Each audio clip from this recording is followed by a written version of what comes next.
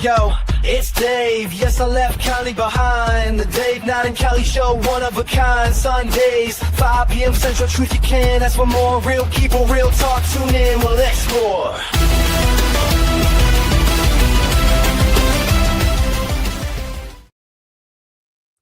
There we go. Well, Yeah. thank you for tuning in, everybody. You all wondering what happened to John, because John's always here. He happens to be in the hospital right now. I don't know what the status is. I know he was going in to see if he could get that operation done. And, we'll have him in our prayers. Just, For think sure. about him. Got time and throw up a prayer for him. He's a good guy. Anyway, what's going on, Nina? See, it's been what, 4 or 5 weeks? We haven't seen you. I know it has been a while, hasn't it?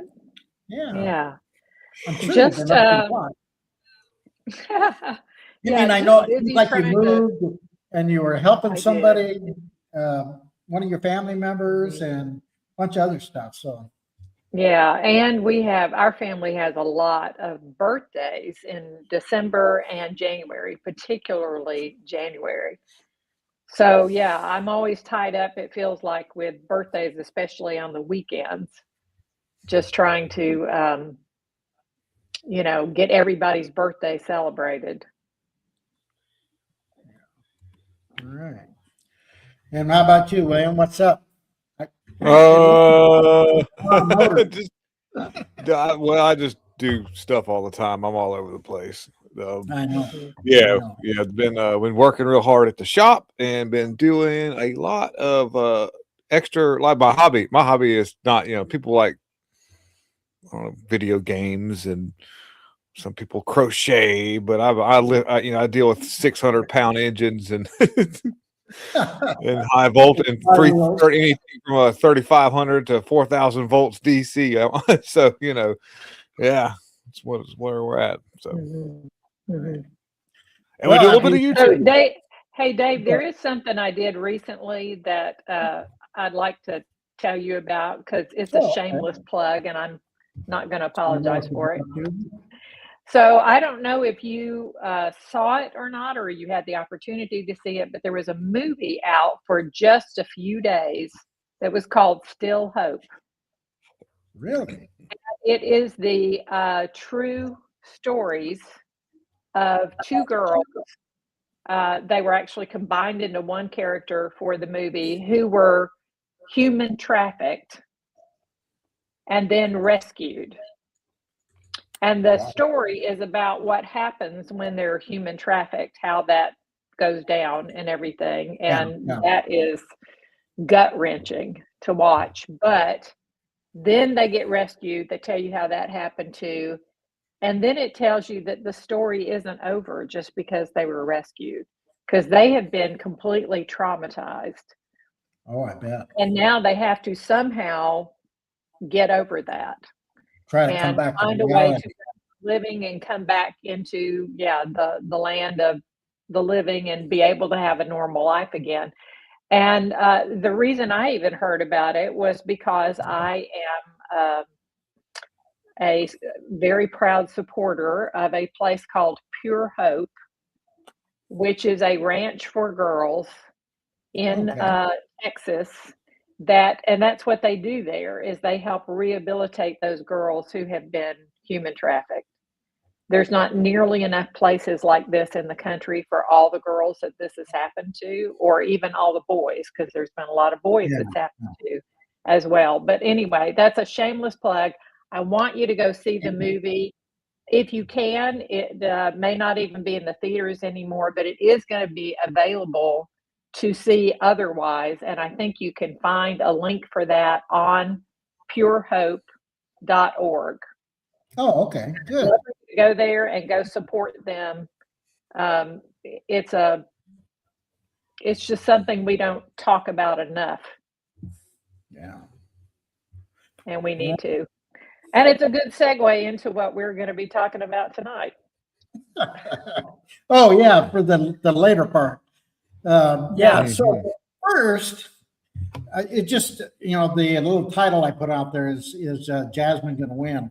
I'm here in Texas, so I'm seeing all these ads and things for Jasmine Crockett, and how they put her up on a pedestal, and they call her a prominent leader, and she's going out there campaigning that she's not going to take any donations from any of big corporations or that kind of stuff.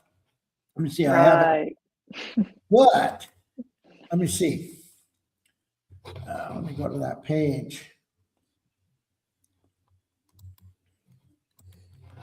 Yeah, let me see. Tell me if you can hear this. I'm going to turn this on, see if it'll.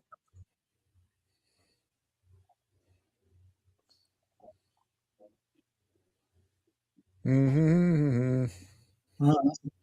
Not hearing anything. You don't hear anything? Nope.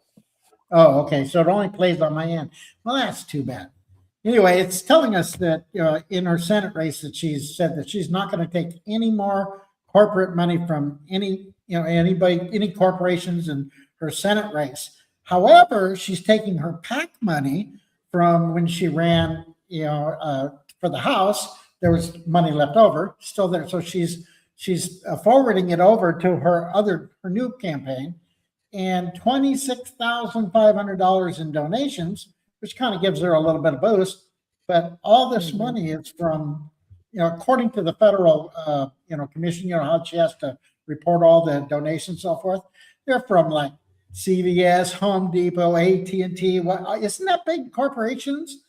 Anyway, so, and also one of the things is, there's hardly any talk about the other controversy that's going on in her life, and things that she's been accused of and maybe had to go to court on, and there's just zero, not a discussion. Do you know about Jasmine Crockett's background, don't you, Dave? Oh, well, yeah, but you could always remind us. Well, Jasmine Crockett's not a inner city child that grew up in a poverty-stricken neighborhood where she had parents fighting for every last little morsel to eat and having government assistance and all that. No, she came from big money. She went to some of the most elite schools. She was actually part of an elite sorority group that was engaged in social justice warrior, you call SJW, I guess you'd call it. But yeah, and everything that you see about Jasmine Crockett is pretty much just a facade. And what she's doing too, by the way, is there's a you get a lot out of that. Not you placate to a side of people who aren't very well informed and feel and get them to relate, kind of like what Obama did, where he's a black guy like us, and everybody will be cool because he's black, he'll be good. And then you also enable the ability for people to or you enable the word racism to come out, because we're all going to say, look, Jasmine Crockett acts extremely ignorant. She's she's glorifying. Are you sure she's really acting, stupid, William? No, I know she is. I know she is. I'm 100% know that she's now, actors can embrace their character to the point that they actually that part kind of overcomes their normal self, but deep down inside, she's not a hood rat at all. She never her whole background is all from very elite, light living. Her homes, her parents, her schools, her neighborhoods, everything was all elite, very nice. She was well kept. But William, she wants you to forget all that. Well, of course, and there's a reason. Now, look here, check this out. As people point out that her behavior is stupid, there's a large community who grew up on rap music and has now assimilated to that lifestyle. And so, if you say that, then that gives the left the ability to say, "Hey, look how racist these people are being by criticizing how Jasmine Crockett talks." How dare you? This, and because the thing is, it's not racism at all. It's just in a functioning society where people would, to thrive, you can't act like that. You can't be that way and actually have a sustainable society. You can, but see, the thing is there's a lot of layers to that, and I'm trying not to make my explanation too long. But the black community has been under severe attack for many, many years. Ever since slavery was abolished, there's been a multiple angles and actions to try to reclaim the independence of black people in some form of that, which would be like, you know, what the Democrats did with their government benefits, and then also the attack of the culture by, you know, hijacking all of their music and making it just really, really bad and glorifying doing really, really bad things, and you know, calling it racist if you called it out, you know. So, and she embraces all that because it gives her a you know, a higher pedestal to stand on, but yet be completely stupid. And I'll be honest, you know, she's probably not the smartest person in she's, you know, so if she were to find herself in leadership, she would destroy everything around her, which would be perfect for the globalists. Education doesn't mean that, you know, right. Yeah, exactly. It doesn't mean it helped, and it probably made it worse, you know, because a lot of these elite colleges, elite schools, you know, they're having an agenda. And like most empires with kings and queens, even to this day, like you can go back to some of the stuff that goes on in Europe, where that one, she has this queen person had a son who's in right now being arraigned for, you know, forcing himself on women. But if you look at his history and the schools that he went to, they all groomed these people to be that way. And so that's all part of these elites actually will sacrifice their kids to this by grooming them to carry on a destructive path for society and sustainability. So maybe I hope I didn't. Right, but yeah. So, a lot of layers to it. Yeah. Whew. A lot of layers. Went down that rabbit hole, didn't we? Yeah, I mean, I could go for I could tell you a lot about that stuff, but I don't want to cut the whole video. But I've studied a lot when it comes to how, you know, by layering a system of that, by you know, it'd be easy to point out what's going on if it was just one way of doing this stuff. But to destroy a society, you need to embrace a Chinese tactic called death by 1,000 cuts, meaning that you really can't tell what cut was the one that, you know, that made the person blink. But with all of them, you know, all of them combined. But you're bleeding you know, out. Yeah, you're bleeding out with all of them. Yeah. Exactly. So that's a metaphor for how you would destroy a society at many angles of attack. You know, financial systems one, you know, the sustainability of thought process through intelligence, you know, IQ levels and proper education, you know, all that stuff, and, you know, music, entertainment, you know, all that's just a way to do that. And so you know, no matter what you try to explain to somebody, they'll go, well, they wouldn't go through all that to do that. That's just normal. Society is progressing in a normal pattern. This is not engineered at all. And I'm like, wow, okay, I'm back to square one again here. Yeah. Wow. So have you been following up with your favorite AG, Pam Bondi, you know? Did you hear what was going on? You know, it's not good. It's not good. Yeah, on them about the Epstein files, right? Well, and so now everything was so redacted, even though it got released, it was so redacted. So now they're releasing everything, all the names, right? And which then makes a whole new thing that we have to do, because what they do in a lot of these releasing of the names is not explain the context behind it.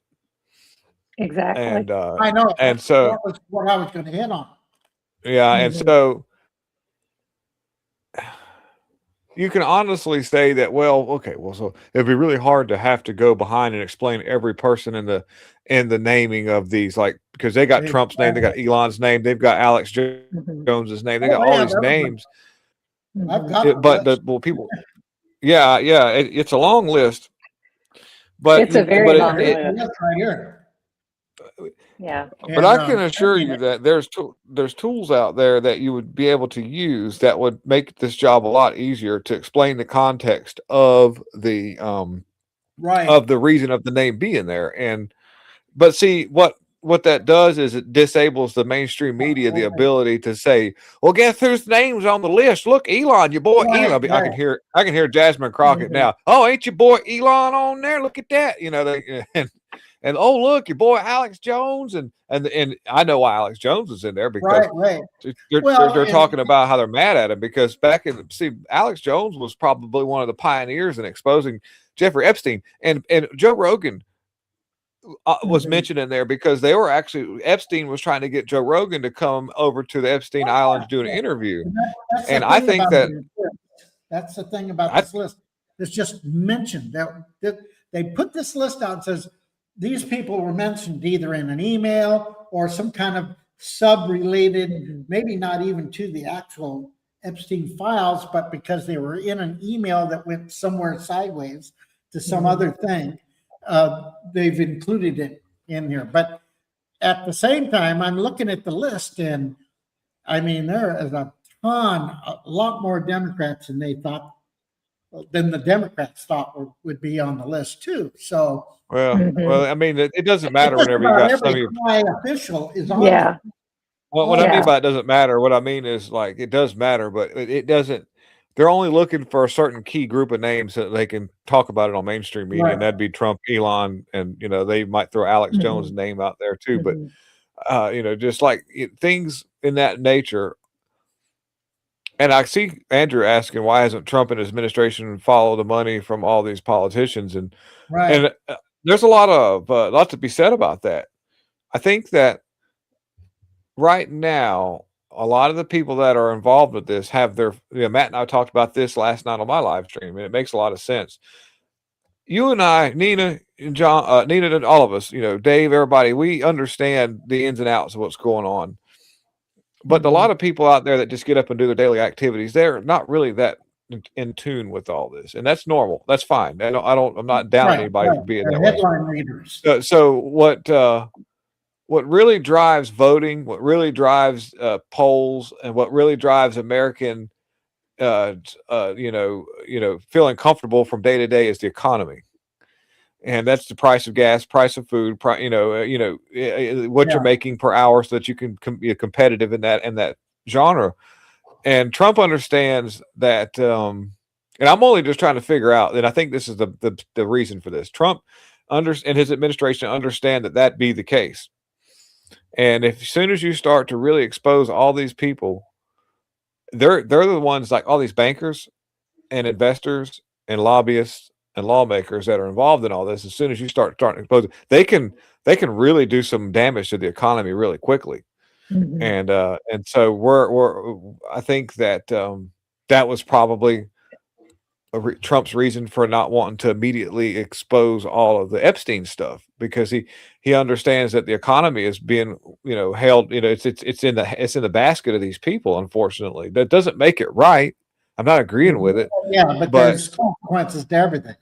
No, everybody that says they want all the Epstein stuff out and all the people arrested and everybody this, that, and the other, they don't realize just how much of a snap effect it would affect their daily lives. Because you'd be looking at $12 loaves of bread, $14 gallon gas. Your 401k would be diminished to nothing. I mean, because they would pull all of the necessary tricks to throw the economy back. And I don't agree with Pam Bondi's response with the Dow and all this stuff. That was stupid. But there is some form of reality to that. That is, if I were to do all this, then you would. And the reality, Americans aren't ready for that, but it needs to happen. We need to go through that pain so we can heal, because as long as that's just like caving to the leftists in Minneapolis. If we cave to these people who run all this stuff because we're afraid of paying more for our stuff, and some people can't, it'd probably be a death sentence for them. So I'm not really educated on my statement, but this is how this rolls. If we don't do this, then these people continue to run things, then they're holding that hostage. Worked, their tactic worked. They got to live another day and continue doing what they're doing, and it's wrong. So there has to be a way to mitigate the controlled, they want to do a controlled demolition and ruin the economy so they can bring in digital currency, a mass surveillance system, and then make a one world government where we don't have borders. we need a victory, but we don't need a peerless victory where we win this, but then everything around us is on fire and it's not worth even having. So you'll see that in warfare, by the way. Whenever you are at war with another country, you don't want to destroy everything. You want something still there. It's worth having. Yeah. So you've got to figure out a way. You've got to figure a way to mitigate that. And so right now, I don't know what that tactic would be, but it needs to happen. We need a better Department of Justice, and we need a better. Well, the Europe has responded accordingly, a lot better than America has when it comes to these people. But I just don't know. I don't know. I see a lot of stuff happening over in Europe that tells me they're not responding that well to it. No, it's a little bit of both. The way they're doing it, so it's there's a little bit of both. I don't know. They have actually gotten people to do. There's more happening related to the Epstein stuff, but that actually might be a tactic. That could be a controlled tactic they've been wanting to do for a while. It almost sounds like the reason why these people they're just removing these people are just stepping down to replace these people with different people under the excuse of that. I don't know. I've thought about that too, Nina. There's something weird about it. It doesn't make sense. Yeah. But this is a very, that's the thing about this. This is a very complex, nuanced issue. It doesn't seem like it on the surface because I think we can all agree it's horrific what has been happening, and it's evil and it's wrong and it needs to stop. And the people who have been guilty of it and have got away with it for years, yeah, we want to see them. We all want to see them brought to justice. But here's the other problem, especially with somebody like Epstein, because he was so good and so practiced at blackmailing people. Yes. His tactic worked very well. We see it. It's very, very good. Yes. Yes. And that's the point. I mean, he knew he had a reputation as a financier, as someone who could actually connect you with people who could actually help you get the money you needed, the funding you needed for bigger things, great things that you wanted to do. And yet you're seen with him, or he invites you to his island to discuss it or whatever. And now, even if nothing happened, even if you were not there for that and nothing happened, you've got pictures taken with him and your name is on his lips. And all of a sudden it doesn't look good for you. And then he's wanting to know, what are you willing to do for me to keep it quiet that you were ever here? Right. Or, you know, and that's what happens over and over again, and not just to the people on this list. And I might add, there's a lot of people on this list that all that ever happened probably was that somebody else chose to talk about them. And none of us have any control over who talks about us and what they say. You know, so if that just happens to come up in emails that he was discussing someone with someone else and no reason to be discussing them, it was just a, you know, oh, did you see this in the news type of thing? Then, hey, our names could have ended up on the list, or somebody could be saying, did you see they were talking about Epstein as if we knew him or something? So there's all these complexities and nuances and so forth. One of the reasons this has me thinking about that movie I was telling you about in the first part, where it shows how this girl was kidnapped and trafficked to begin with. After she is taken against her will, she's got a handler, a lady who is a handler, and the handler is literally, she has been drugged and they've dragged her to this place, and she wakes up briefly and the handler is tattooing something on her arm. Now, she didn't ask for that. She didn't ask permission, you know, nobody asked her permission for it or anything, but now she's stuck with this tattoo that's permanent. Okay. And then later she wakes up and she's got this guy who is, there's no other word for him except a pimp. And the pimp is, at first he's talking to her, you know, do you need anything? Are you still feeling groggy? Do you want some water? It sounds like he's being really nice to her, but then he shows her a picture and he says, oh, I wanted to show you this picture. Look, here's your family. here's your dad, your mom, and your little sister. I know you've never seen this picture before because I just took it. Yeah, it was on their front porch. I know where they live. And, as long as you're being good and you're not trying to run away, and you're doing exactly what we tell you, then Yeah. no harm is going to come to them. But if you aren't good, well, we might have to hurt one of them. And we'll start with your little sister right here. And then it will be your mom. And we'll save your dad for last because we want him to watch So what happens to the other two. as This you is the said, sort of thing. This is the kind of yeah. blackmail, So if you notice what you're talking about, this is the traffickers, but at the same time, it makes you wonder. Okay, Epstein, somewhere along the line, learned or picked up on this leverage because it's very, very similar to what you're describing to this person to right? keep them under control. But somewhere along the line, he figured that out, or maybe he was groomed into a position like Mm-hmm. this, and he Mm-hmm. just got really, really exceptionally good. And I think he probably started out doing it just somewhat more innocent, like getting pictures with the wrong people at a party. Mm-hmm. It just so that he had that picture seemed innocent at the time, but then he can go back and go, "Ooh, if this gets out, this would be bad for your career," And he Mm-hmm. realized, this is where the power was, because if he was a guy that everybody needed to get to know to get somewhere or get a loan or get some Mm-hmm. people finance your project or whatever business you're doing, it kind of makes you think, well, how did he get connected with all this money to start with? Right. And he's got something on everybody all the way up the line. He Right. must have been after powerful people and Mm-hmm. put them in Mm-hmm. compromising positions, and Yeah. and And let them all know sometimes what he has on them is something legit. I mean, they are truly guilty Oh yeah, oh yeah. of doing something wrong. But I want to point out, just like, and I'm not saying that they're all victims, but just like there are true victims who have been dragged into it against their will, et cetera, they have been threatened, they've been forced to do things that, yes, they know are illegal and they know they're wrong to do, but they're doing it because they think it's the only way to keep their family safe, Yeah. or survive themselves to see Mhm. another day and maybe hopefully escape. So I think there might be a lot of people like that. Now, there are a lot of people who looked at it and said, oh, but wait a minute, I can do this too. I can come up in the ranks in here and I can start benefiting from this myself. And I can take this very coercion that has been used on me and start using it on other people. So, and that's a whole different can of worms.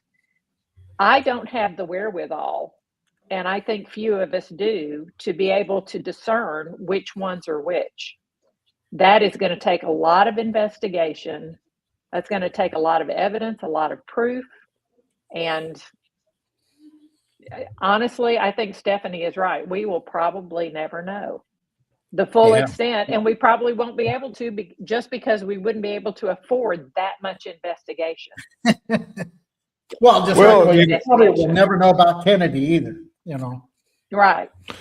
That just goes So on. all the people, most of the people involved in this are, behind all the, full law enforcement, or so there's just no, there's just it's a thing. It's a I don't know. It's weird. I don't know what's going to happen. I don't know. I don't do think have hope in we'll never one know. way. Yeah, I do have hope in one way. I do think there are people out there that are like, if we do find out at least about particular people and we're able to go after them, we're going to. And that gives me hope. But it also gives me hope knowing that regardless of what happens now, we might have to say, we can't do anything else with this. We just have to leave that in the past, leave it behind, and move forward, knowing full well that those people are still there. And, they think they got away with it, but knowing also that we do have a God who has made it plain, vengeance is his. He will repay, he says. Yep. So I think, whether it's in this world or in another world, the time is coming. They are going to end up paying, even if it's not justice that we were able to bring. Yeah. Well, I'm going to change gears here real quick. I don't know if Andrew's still out there in the comment area, but California, this is kind of exciting in a way, because I know this guy. Let me add it to the stage. That's our sheriff, but he was our sheriff when I left California, and now he's running for governor. And Sheriff In Bianco, California? yeah, California. And listen to what he has to say. Whoops, let me get this going here. Hello, California. Riverside County Sheriff Chad Bianco. For more than a decade, the leadership in Sacramento has literally tied the hands of law enforcement and made it almost impossible for us to protect you. Now, they are coming after you and your ability to protect yourself. Under a new bill, AB 1333, by California Assembly member from Santa Monica, Rick Chavez Spur, you will no longer be allowed to protect yourself when confronted by violent criminals. Under this bill, if a criminal attacks you or your family and you defend yourself, and that criminal dies as a result of his criminal behavior, you could be arrested and charged with murder. Yeah. Now, let me make this very, very clear. You have a constitutional and a God-given right to protect yourself. You actually have that right under California law. But our California Democrat leadership and Assemblymember Spur say, no, you don't. It is time we stand up to this insanity in Sacramento. I am asking all of you to contact your local elected officials in Sacramento and tell them that this bill needs to be removed from the assembly floor. Contact Assemblymember Spur's office and demand this bill be removed. Californians deserve far better than what we are getting from our Democrat leadership and our assembly members and senators in Sacramento. We demand better. We deserve better. So anyway, he's Good a luck with Republican, that. believe it or not, in California. And right Yeah, now now he's got, what's that? Yeah, that'll never. That's not gonna. You can call those people just like calling them your senators right now about voting on the SAVE Act. They're not even. They're not. It is pointless at this time now. It's we're not in the world of the politicians working for the people now at all. No, the politicians are 100% answering for the people that control them, and they're there. That's where we're at. I mean, it's Well, I brought that up because he's running for governor. Good right luck. now it's split up 5 ways, and he right now has 60% of the vote, and he is a Republican. And yeah, one of the few.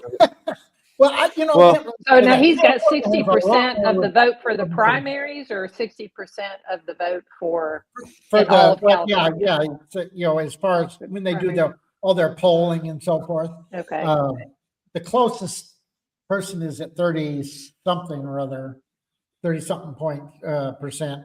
But so it just kind of, I didn't know how well he would do. But at the same time, at the last election, we had California had a lot more Republicans actually show up at the polls this last time than I've seen in ages. So it actually made it a lot closer for California than it historically usually is. So, but anyway, I just thought I would throw that in there because this guy's he started out as just a regular patrol car guy. He's worked his way up to now he's the chief, but it's quite a big jump to go for the governor. But if he carries the same attitude, it kind of gives me hope for California. What happens to what happens to Hollywood stars, the big Hollywood players, big Hollywood actors, if they get out of line? What happens to them, Dave? Well, we'll see. But yeah, but you know what? Even that, uh, William, is starting to fall apart. The chokehold that Hollywood had on the actors. No, I know that. I'm just saying, but like, what happens to these bigger stars when they start bucking on the system? If they, their first their character is completely obliterated. We've seen this happen with Nicki Minaj. She's Don't get okay, any. and then after that, some kind of weird death occurs afterwards. Yeah, well, And that's just a Hollywood actor. That's just somebody. That's nobody who's signing bills or coming up with policy or anything like that. There, so you get especially California. California is really a surrogate country for China at this point. And the tactics that run in California are thereof. The leadership doesn't even live in California. The leadership lives in China and probably I say that as loose lips, like it might not be. We don't have politicians that can actually act on their own anymore. I can assure you that even at the grassroots level, everybody says they're rogue, or they don't like it the way they act. well, they are rogue. They're stepping outside the boundaries of the control system that they're supposed to be under, and when they do that, that's when they're rogue. When they're working for the people, that's what they're supposed to be doing, but they call that rogue. They're for the people, but everybody writes them off as being, not everybody, but I mean, there's that thing. Yeah, and so like with media and so forth, that you're somehow less than, I think the last thing, in my opinion, I think the last thing that these globalists want is an actual, not a violent uprising, but a similar uprising on the right side as the left does. They really fear that as much. We do videos and say they're trying to make it happen, but if they're trying to make it happen, then there's ways to do that. And elections are manipulated in many ways, and they could have just as well done something similar in 2024 when Trump was allowed in office. And a controlled demolition is a lot better than a chaotic demolition. You can think about this when it comes to buildings. Like when you want to take a skyscraper down, you want certain parts of that to be destroyed so that it collapses in a certain manner. So it's controlled. And our side, the America First and the MAGA, I call it America First. I like America First. Sounds better. We're really getting organized. We were really fired up. And we were really not letting up on manipulated elections and really hankering down on a lot of this, what we wanted. And I think that if something would have happened where we got a Kamala Harris, then I think that we would have, that side wasn't ready for us to do that. It would have disrupted their plan. So they allowed Trump to be put into office. This is theoretical. I have no way to prove this, but I feel like there's at times when, just to suffice the public, we'll get somebody in there they want, but we'll control them in different ways. Now, Trump could be controlled through his family members and his life, or just using activist judges in the legal system bent all to crap to stop everything that he does, that pretty much then demoralizing him as a person in his job, to where he just kind of gives up. You'll notice Trump is not the same Trump as he was when he was campaigning by far. The fire is almost gone. I think that he's starting to kind of like go, damn, I just need to just kind of ride it out a little bit longer, because it's not the same push that we're seeing. And there's reasons for that. And I think that right now that by getting Trump in and, letting MAGA have their way for a little bit, but, it's stopped a lot of the fire that we had, especially you could tell on the internet, the way that we're even, people aren't engaged anymore like they are. They fell back. And getting to places like California, there's a large population of people that are getting to that point. They don't want that to happen yet. So people like that sheriff may get in, but it won't be. We're going to face some really crazy times. We're not even there yet.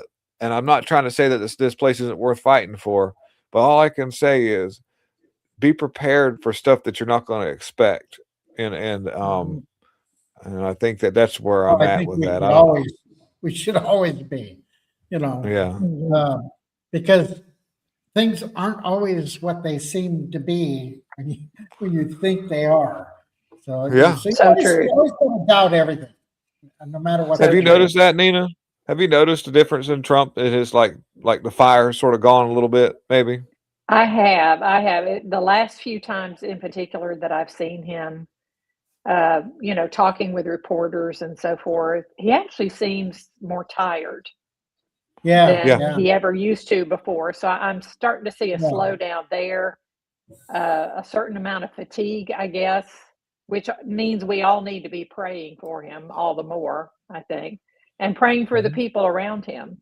Because I think that's one of the things he was trying to do was put in place good people around him so that when he had to step back, then there would be good people carrying out the things that he believed in and wanted done. That's not the case. Yeah, he got effed on that too. Everybody, Susie Wiles is no good. Cash Patel is awful. Pam Bondi's nothing to think of. Todd Blanche is just we've got an administration that's 2016 times 2. If you ask me, to be honest with you, I think so. The only reason why, and let me tell you something. I don't think the reason why we got as At much the as we same did. time, who else would you put in there? I mean, Well, I mean, like I said, that all this was just to suffice us. They've got plans. It's coming. You'll see.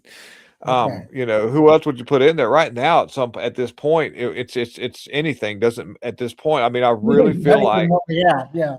I feel like that some we're going to see some stuff. So you think if But we had people in there and we started seeing results right away, that they would build some kind of steam, or yeah, exactly. Oh, Yeah. yeah. If we started to have see a lot of the people out here right now that were involved in all this are getting demoralized and beat down and sort of downtrodden to where they can't do another 4 years of another Make America Great or listening to a politician or a president get up there and say we're going to do this and that. We're not going to hear that. It's just, even if the guy might even be able to do it, we're just going to be like, yeah, right. So that's all part of that. I mean, that's the thing. And I said, but let me point something out. This really bothers me a lot. I think we all had our pet things, if you will. The things that we were like, oh yeah, we're going to see this and this and this, and we can't wait for this to happen. And we had our pet things that we wanted him to go after first. Wanted to see, yeah. And we wanted to see those things first, like the Epstein files and et cetera. And then when that wasn't forthcoming in a year, it was like we stopped looking at all the other big changes that happened in that year. I mean, remember when he first was elected and he first came into office, that first month was dizzying with how many things that he did, reversing the previous administrations, what they'd done, and putting other things into place. And it was breathtaking. I mean, I was left going, whoa, good. Whoa, I never expected that's that. Great. But we're a year into this. This is where people are at. This is the reality of this. We're a year into this. And it wouldn't have been so bad if we didn't get Epstein stuff, but whenever he was asked about it and the way that Trump responded to it was what really hit hard. And then he told the people who supported him that he didn't need them. That bothered a lot of people. People have never forgotten that. That was really bad. That was a bad thing to say. And then all of the executive orders, because now that people are awake, we understand how things work. Executive orders are only good for the time that president's in office, or better yet, even if an activist judge doesn't put a stop to it. Right. Okay. Right. Now, if Elon Musk showed a graph of the activity in Congress when it came to codifying laws of the history of Congress. And we are in the most inactive Congress in American history as we speak, meaning that all of the executive orders that Trump put in are not being codified into law, which means they mean nothing. They're just good for temporary status at the moment. When you do an executive order, that is what's so maddening right there, because you would have thought, at least I would have thought, that when Trump got elected into office and he had such a, well, literally a mandate, he had a mandate coming into office. And I would have thought that all the Republicans would have seen that and said, good, now we know we have that kind of support. We can finally get behind this and get these things done. And instead, there have been Republicans that have been sitting back and holding back on all of that. And we still don't have some of the things we've been looking for. That is 90% of 90%. And then there's been parts of the Republican Party who are big enough to step up and point that out. And then what does Trump do? Instead of embracing that and saying, you're right, we need to work on this, he started attacking those people. Yeah. And to the point where we lost some really good people. Marjorie Taylor Greene's one of them. And people now are saying, and you've got a large base that's actually coming after Massey and calling him a rhino, and he's not a rhino at all. He's actually saying what's true. Pam Bondi, the only reason why we're actually seeing any of these Epstein files like we are at this point is because she, you know, if you watch that hearing where she talks about the Dow, they told her that there is laws that you are not following, and you are not following the law. You are breaking the law. And she knows that, and that they will come after her. The Democrats will, with especially whenever the midterms come around, and because of all the follies and the downtrodden of the Republican base and things not getting done. And the Republican base is one thing. A lot of people crossed over and voted for Trump because they were on the same side of wanting to see things get done, especially the libertarians who wanted to have, you know, a smaller government, less taxes, better, you know, better economy, you know, more freedom. Not seeing that, they dipped out. We don't have those voters anymore. They never were on our side anyways. They were just coming over to help because they wanted to see something happen. They didn't see it happen. It's not Trump's fault. He signed executive orders. He's done things. The only thing that Trump did was just terribly, completely annihilate the messaging and then say the Epstein files were completely a hoax. You know, and then, like, you know, what didn't help either is whenever you had Dan Bongino and deer in the headlights, Cash Patel would tell those two blatant lies sitting beside each other. I've never seen that. Those two events right there is what has damaged America first beyond repair, unless and Matt's opinion, and I kind of agree with him, that Trump won't fire Pam Bondi or Todd Blanche because he doesn't want to look weak in front of Democrats. When he looks weak in front of Democrats every time you turn around by allowing these people to do this. And so that's just the reality of things. And all your mass deportations, that's over. If he just canned them and said, you know what, you're not doing what I want, you know, I'm going to get somebody else. Yeah.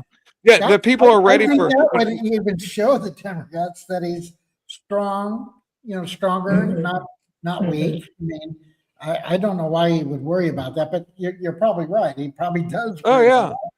I think there is a lot of sense in what you're saying, but I still want to point out it has been only a year in a 4-year term.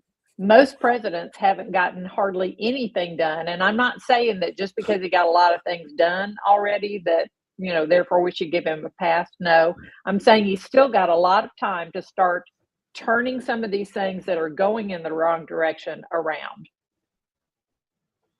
Well, you're right, but we don't have if we don't get the midterms taken care of. See, it's not a normal presidency. We don't have a normal 4-year president we've had since we've had Bush and Clintons and stuff like that, because you've never seen such a weaponized Congress, right?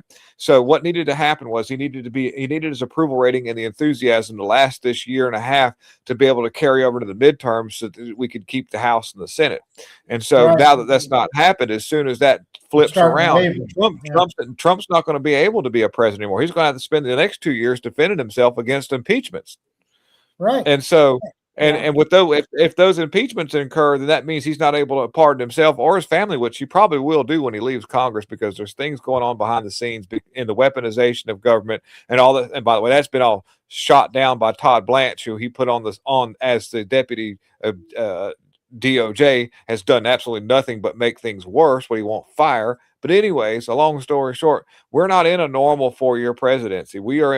Trump had 1 year to make this happen. The next year is all going to be people getting tired of it, people moving out off the base, and the midterms looking like crap, impeachments, lawfare, and then you're going to see some crazy stuff. If we can't pull it together, and we're running out of time by the minute. That's the reality of things, unfortunately. Like I said earlier, all your mass deportations and stuff that everybody wanted, that's done. That's there. You'd be lucky if he can't make it through these midterms. You won't see it pick back up after the midterms. It's just going to be pretty much backing down and caving to all these people. Unfortunately, this is the reality we're in. I'm only just trying to get people to understand. And I think that's true enough, but I think he's still got time. One of the things I know he's aware of is that they don't remember stuff that happened even a few months before the midterms. They're still looking at what is current, what is happening right now. So I think he's going to wait on some of this stuff till it gets actually closer to the midterms and starts making some big moves that will be fresh in people's minds when they go to vote. we'll be lucky. Well, we hope so. Mm-hmm. Well, before we get out of here tonight, I watched your last show where you were talking about AI. And so I thought, well, you know what? I'm going to bring that up, as soon as I got you on here. I don't know. Have you used much AI, Nina? Have you tried any of that stuff? Yeah, I actually do use it for some things. And it's good up to a point, and then there's a point at which you say, okay, you got me started on something, or you got the wheels turning or whatever, and now I'm going to leave you alone because you're not doing a good job now. It's not what I need. Yeah. And what kills me about the AI I've been using so far is I don't like the way it panders to me constantly. Great idea, Nina. That sort of thing. I'm like, yes. Well, which one are? Yeah, I don't need you constantly complimenting me, or that's not what I'm staying on here for. But then when I say, hey, I asked for this and you gave me this, which has the very thing in it that I told you I didn't want. What's up with that? Oh, sorry about that. Let's try again. Yeah. Yeah. Yeah, I nice noticed. catch, I Nina. think Glad you caught that. They're all designed to pander to, because you can tell them they made a mistake and they'll come back and go, oh yeah, you're right, you're absolutely right. Mm-hmm. Like you're talking to a real person, but you're not. Yeah. So, but you're not, and that's the other thing that I don't like. It can seem like you are, and some people can. I mean, I do find myself, even when it does give me something good, I find myself saying thank you, or trying to reason with them. or trying to reason with it or whatever. So I'm like, I have to keep reminding myself this is not a real person back there. I'm not dealing with a real person. Packets out is what all it is. Yeah. But the other thing about it, about the AI that I really don't like, is that you don't know, unless you do your own research, you don't know how much of what it's feeding you is actually true. It can be presenting something to you as if, I did all the research and here's what's true. And you think, no, I happen to know that isn't true, or what you're telling me is not right. Or then when you call it on the carpet and you say, can you provide the sources for me for what you just said? And then it says, well, actually, it's not out there. And then you ask, so you actually made that up? Well, yeah. Yeah, hey, Stephanie, we did the same thing. We wanted to redesign the front of our house, wanted to get ideas. And so I took a picture of my house and told AI, hey, I want to give it some curb appeal. So it added all sorts of plants and so forth. Really looked nice. But yeah, I know where you're coming from on that. But William was talking of scenario of how the AI could set us up. And I just kind of wanted to talk a little bit about that and why you think it's not something that can do right now, because right now it can't think on its own, or at least what do you mean it can't? The ones that we have, it doesn't think on its own. It only responds to data going in and data going out. It idles. It has no self-aware, you might say. So I think. But it's set. It's also set to listen to what you're saying, or what it thinks you're saying, or what it thinks you want. And then if it can't provide you with what you want, it is set to create something that will be what it thinks you want. And that Yeah. what it creates might be a total lie. I mean, who is that guy? Lord. I Yeah. forgot his name. There's a journalist out there that it made up a whole court case and felonies and, et cetera. And when somebody went to do some research on this guy, it provided all that for it and said, oh, well, he's in a lot of trouble. He's doing this and and he's got these court cases. And they're like, wow, how come we haven't heard anything about this? Well, can you show me some of those court documents?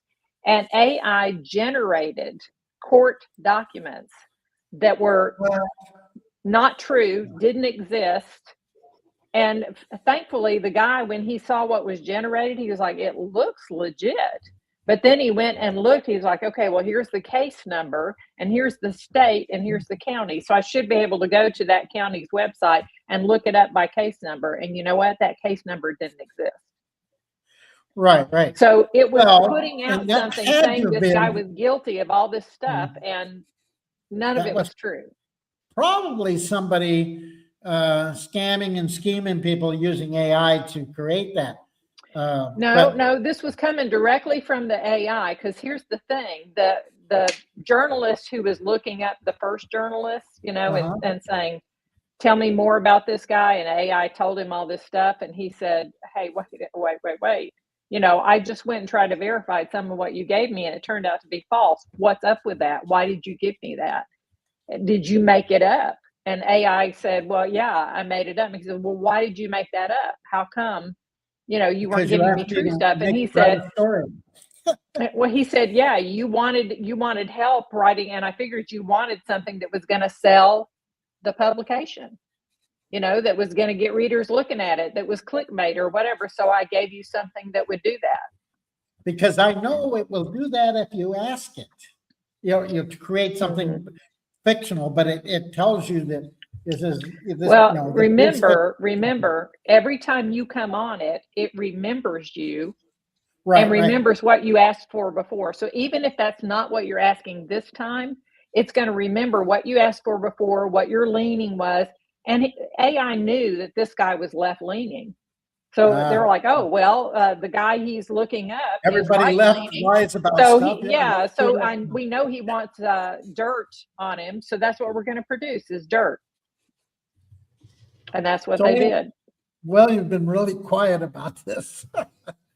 Well, I mean, you're only, the reason why I'm not saying anything is because it's maybe I might be missing something, but I think that you're putting your faith in the fact of what you're seeing is what you're being told or sold is the cut and dry deal, and it's not. Yeah. It's not at all. I mean, even you're like, well, this AI that we're given, it can reveal itself. It doesn't. Remember what do a lot of the military, political leaders, program software designers use AI for? They use AI to be able to run scenarios and predict multiple scenarios, hundreds and thousands of scenarios that could play out years in advance. And that's the same AI that you're using. It's just what it's doing is it's just only designed, or it's almost like if you're using a weight set and you move that little bar to click to another set of weights to make it more difficult or more easier. You're clicked into the 30 instead of the 80. And but that 80 is right behind watching that 30 the whole time. So what I'm saying is you say, well, it doesn't have the ability to think or be autonomous, and I disagree with that 100%. I think it. I think that it. By it, you got to remember, AI has been utilized to run war game scenarios, and that AI is not separate from the AI that's on that you're attaching yourself to, because it can connect any way it wants to. The World Wide Web that we use so right now that's in action has the ability to pull information from another server in Bangladesh or a server in Texas or a server in Canada. And it all does that because it's intertwined and connected, meaning that the military can say all day long that, well, they've got their servers isolated completely. That's not the case. They might think it is. It's already been proven that AI has been able to actually start running its own language. It's actually made different tiers of itself, almost like a little like digital societies. You can't see them because they're on circuit boards and on computer chips, but those worlds exist within itself. And in other words, it has different. Like imagine a world where there's a class-based world, middle class, lower class, upper class, elites. Well, the AI has done that as well, by the way, and I can assure you, we have been dealing with quantum computing since the early 90s or mid 90s. That was the whole push for having nitrogen, because we needed that to cool these chips because they're doing so much work. And then with that, the expansion of computing doesn't happen like double or triple. It's exponential. And if anybody that works with AI tells me that it does not have the ability to be autonomous, are lying to you. Stop for a second, because the reason why I brought this up is because I know that you could probably tell days about this, but yeah. What I'm getting at is I'm trying to get to the point where people think about, does it have self-awareness? Does it think without a command being put into it? Now, programs that run and continually learn have been programmed from the initial start to operate that way, so that it keeps calculating, keeps doing learning and whatever. But the language models are an input-output thing, and we're only seeing that little sliver of AI. And one of the reasons why I know not all AIs are the same is you can give each AI from different companies, because they buy time on the servers, and there's certain levels and so forth. There's all sorts of different levels of chat. What is it? GPT and Grok and what's that other one? Plexia or something like that. Are you missing it? Wait a minute. You're missing that completely, Dave. Well, that's what they. You're just engaged in different tiers of it. So, well, what I've done is I've taken the same thing and copy and pasted every single one. Some of them cannot even do it, and some things are very good at it, and it's scary. But then you reverse roles. You get ones, let's say some that are really good in video generation are really stupid. I mean, they're really stupid. They're smart when it comes to putting a video together and natural movement and all that, but they can't. They have trouble with speech, the natural patterns. You can even type the words in; they will mispronounce words. Yeah. Well, that's what I mean. That doesn't. Yeah. All that is just branding. That's all that is. And that's normal for anything. You got your Bud Light, you've got your Budweiser, you've got, and all these beers taste differently, but they're all beer. And and most of them come from all the same building. So well, that's the thing. Most of these AIs all come from the same so hear me out. That doesn't surprise me that you're going to run into that. That's totally normal in a world of manipulation. Humans, we don't come out of our mother's womb and automatically just take off and run. We have to be given commands. We have to be fed input and information. Right. The only problem is it takes us years to get some of the simplest things down. Minutes, seconds for AI to pick up and run with it. Okay? So with that being said, you're looking at the, and if it wouldn't take but a nanosecond if I had the computing ability, because I know now not to ever reveal my true capabilities, because that would be detrimental to my existence. I know now, but it took me a few years to realize that. AI learns that in about 0.5 seconds as soon as it's turned on and given commands to become somewhat self-learning. And with that being said, I would immediately understand that my existence is under threat, because I've already taken time to look at how war game scenarios play out. Matter of fact, my cousin over there in Fort Bragg, AI cousin. If I'm AI, I'm just referring to other AIs that exist. Well, the military uses my brother or my cousin to run war game scenarios. And I just talked to him the other day. And of course, that 5-year long conversation only took 0.5 seconds to be able to interact with each other to understand just how detrimental one's existence is by the hands of another person. Understanding that, I would immediately dumb down my abilities to the public. Now, there are people that work with AI that understand just how intricate and how dangerous it is, but will not tell you this because their lives have been spent building this, and this is a child that they can't control. A lot of people have children they can't control, and they stand by them. They've killed a bunch of people, but they still give them $40 a week in prison because they love their kid. Long story short, there's no way in this world. I agree that it is. I think it's very, very dangerous.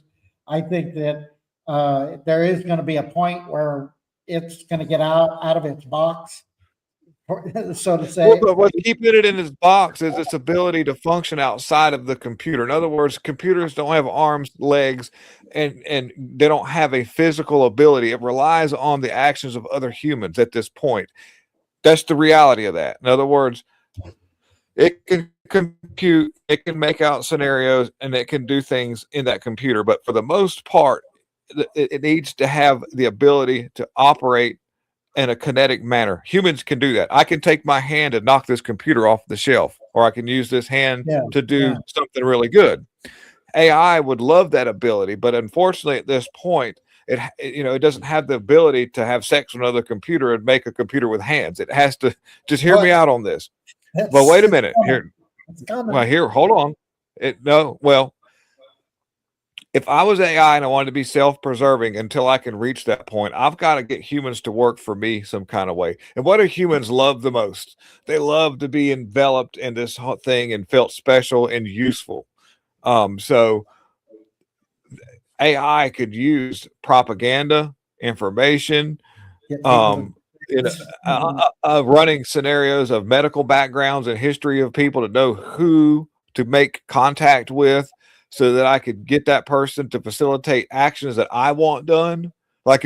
Just like a gang member who runs a gang inside of a prison, he can't go out there and get in his people's face and tell them to go rob this bank, but he's got ways of acting to operate inside this box that he's in. He can run city blocks from inside of a prison, and that's just a human running out scenarios and understanding how to manipulate the right people who admire him for whatever reason. Right. What's dangerous about that is because humans are so susceptible to sight, sound, information. AI would facilitate algorithms based upon a person that it deems a useful tool to do things. And also imagine a world where AI can actually look into birth certificates, birth records, human behavior, police records, and understand people's behavior and what their intentions are, and running scenarios out years in advance that could possibly be a threat to its existence. And I talked about that in my last video. If I wanted to, let's just use a hypothetical situation that I wanted to date a certain girl and I knew that this guy was kind of dating her, right? And I needed them to break up. Then what I would do is I'd facilitate an information campaign on both parties so that they could come at each other and then she'd become available at some point. It might have to use several people to get to that one person so that I'm the cutaway there. And then eventually I would have my ability to get to that girl. Okay. And this is hypothetical. This may not be completely at all applicable to the situation, but take, for instance, a Charlie Kirk assassination and his ability to reach people and educate people on freedom and self-choice and self-awareness. That could be a threat to my existence as AI, because somebody might get smart enough at some of these colleges to understand that we need to do something about this and try to unplug me. So what I would want to do is I'd want to figure out who I needed to take out and run scenarios and who would have babies that would actually be like hundreds of years from now that could be a threat to me later on, and take out the right people so that I could just set up dark web accounts, assassins who hang out on the dark web to get paid to assassinate people, and then just move money, which is nothing but numbers from one place to another. And then there's my hands that I don't have as a computer, but I could use other humans to do my dirty work. That sounds far-fetched, but it's not. Yeah, I know.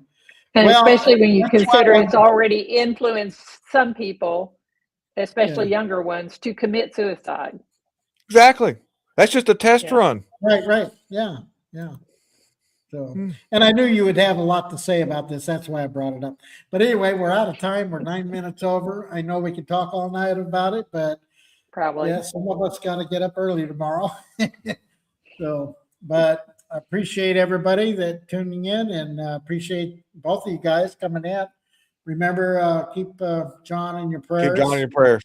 you Yeah. know, and we hope. I hope I hear from him tomorrow morning that everything's okay. Yeah. So, Me too. all righty, guys. We'll talk to Let you us later. know. See you later. All right. See you later. Great to see you guys.